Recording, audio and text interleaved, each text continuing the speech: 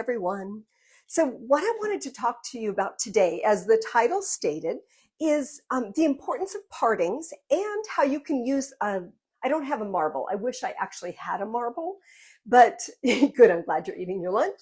But if you were to work with a marble, I'm going to talk about fast and slow partings.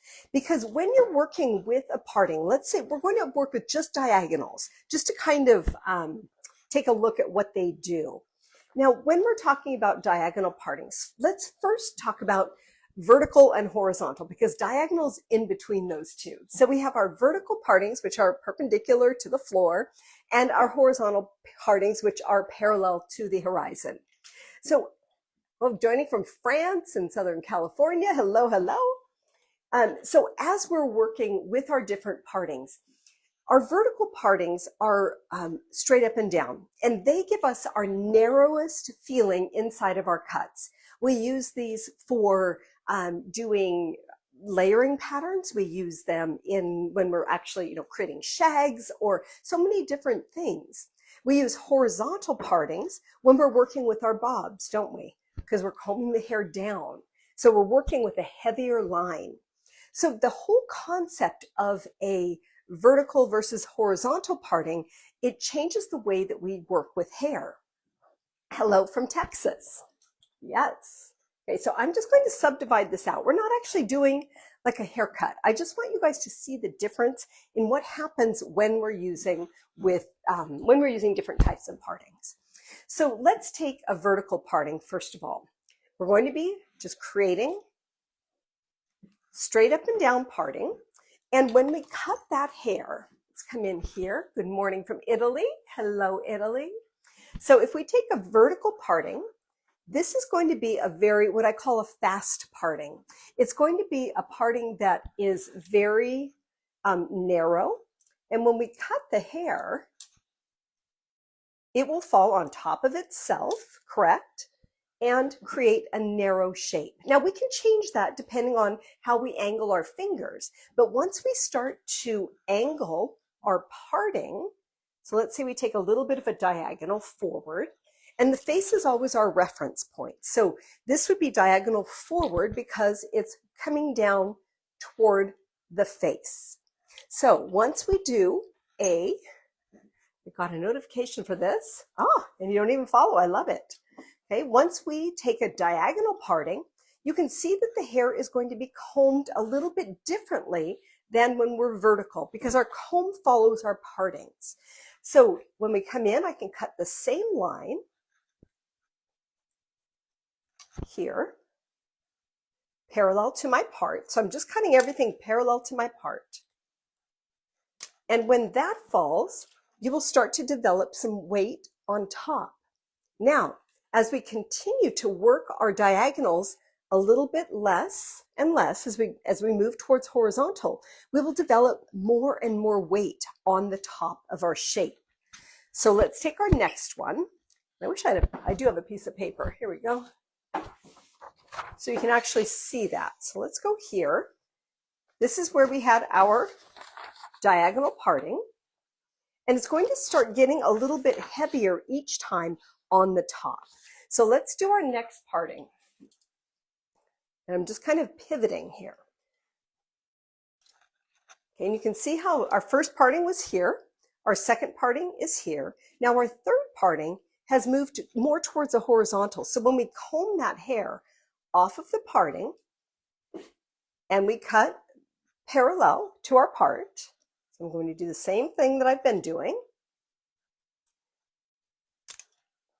So comb this parallel to the part. We will start developing more and more weight throughout our shape because our elevation naturally changes as well. So what we're doing is just changing the whole angle of our cut.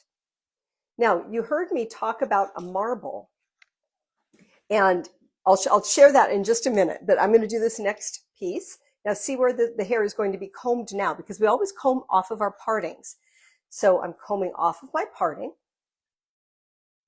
cutting parallel to my part. And you can see I'm working my way more and more towards a heavier shape. Okay, you can see how much heavier that is now getting than when I was, vertical. So yes, my tripod is a pivot point stand. It's one of my favorites. It works so well. So yeah, somebody asked if my tripod is pivot point, and I use both pivot point and Hair Art. So they're both great stands, but this is pivot point. Okay, so I'm going to become a little bit more horizontal. Turn her around a little right here. And now you can see that I'm going to be working almost in natural fall with this pivoting. Okay, which angle would you use for long hair and for a long layered haircut? When I have vertical partings, the line is too harsh. If you're talking about the weight on top, you might need to elevate more. So there's 4 different elements that come into play when you're cutting hair. One is the parting that you take. The second is the direction that you comb the hair, forward or back. The third is your elevation. And then the fourth is the line that you cut. So there's a lot of different things. It's not only partings that make the difference. So I'd have to see where you're getting a harsh line to be able to answer that. But that's a great question. Okay, so you can see this is getting more and more towards horizontal and developing. Each time I'm developing more weight on top until we get to basically a bob. Now, one of the interesting things is, how do you keep your partings the same from side to side? Because it's hard to match things up. I view it as a marble. Now imagine we had a marble, which I don't have, I'm sorry. So if we had a marble on the comb, I consider, okay, the marble would not flow off of the comb at all if it's perfectly horizontal. To me, that is a slow moving marble, okay? It's a slow parting. On the other hand, if we had a vertical parting, the marble would fall off like so fast. That's a really fast parting. So as we tip it down, the parting gets slower and slower. I don't remember who told me this first, but I thought it was such a brilliant concept because I could actually grasp it. So as we're getting closer to horizontal, our parting is getting slower and slower, and we're developing more and more weight. As our parting moves towards vertical, our parting gets faster and our shape will get narrower. So why do you get a gap or separation when you layer hair pivoting or diagonal? Why do you get a gap? I'm not sure.